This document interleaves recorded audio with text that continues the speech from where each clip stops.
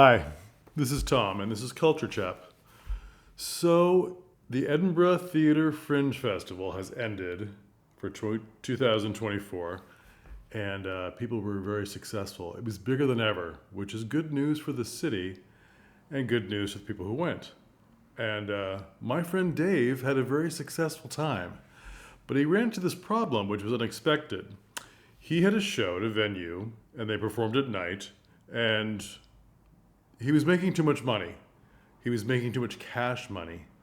So when you're at a venue, the venue takes care of the tickets, people pay by card, you're not really getting that cash. But they took their little troupe out of I think it was 5 people or 4 people, to perform in the Royal Mile about 3 times a day. Just a little 7-minute thing where they perform and they hand out flyers. Most people are handing out flyers, just walking around, maybe in costume, maybe doing something else. But Dave had a little performance, which was great. And they thought they might get tips, but the majority was talking about their show, performing, and trying to get people to come to the larger show, the 90-minute show.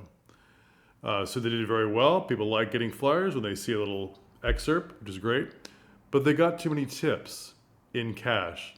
Now they had people with cell phones and so forth that had a QR code they could scan and they could leave a tip that way. And they got tips that way.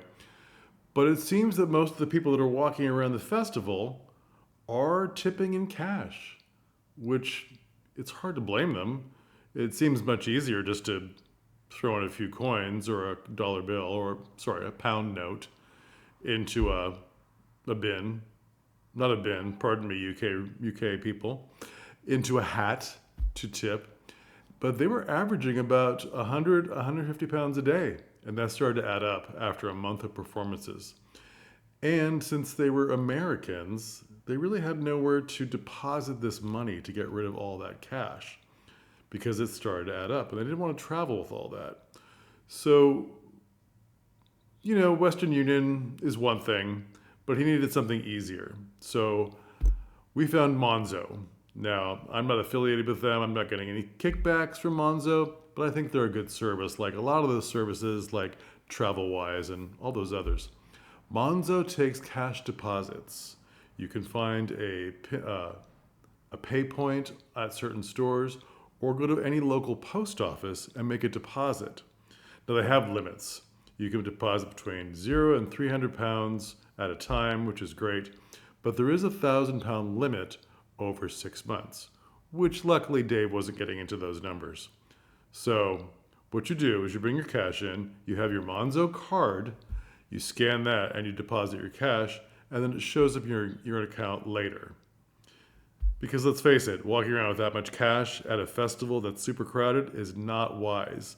Even in a safe city like Edinburgh, pickpockets are everywhere. How could they not be? It's irresistible.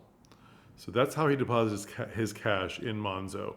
And each of the performers had one, so therefore, like I said, he never got to that 1,000-pound threshold. So we'll have Monzo, their link down in the doobly-doo down below in the description. And I think it's something to check out if you're going to travel. We did have friends who went to Avignon and Galway to other theater festivals who did get pickpocketed. One even got their whole time, all their money taken because they kept it in one place in large bills in their suitcase as they were leaving. And their suitcase and all their props and everything, costumes, masks, disappeared. All that money gone. So find a way to deposit it. Even if you're not from that country, there are ways to deposit cash that you should know about if you're traveling, especially with theater, in these crowded festival locations. Okay, thanks. We'll see you again, talking about more theater, more stuff about the Fringe Festival, and a lot more about travel. Thanks.